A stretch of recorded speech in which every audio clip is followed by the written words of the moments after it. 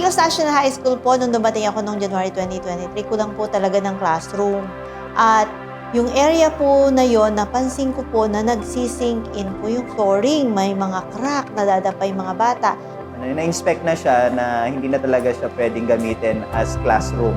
Dahil yung mga gamit at yung even the poste, dahil made of steel po yung building na ito. Yung kisame niya, yung mga pader niya ay parang mga yero na mga pinagdikit-dikit, mga parang galvanized style siya. Madalas po may mga na-aksidente, ganyan.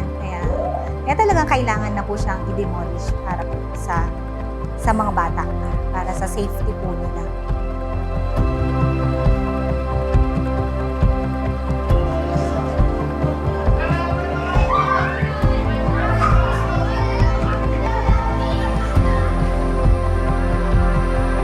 Napakaganda po at magbe-benefit po talaga ang aming mga estudyante dito, lalo na yung model section namin, yung SPICT, kasi nga fitted yung classroom para sa kanila.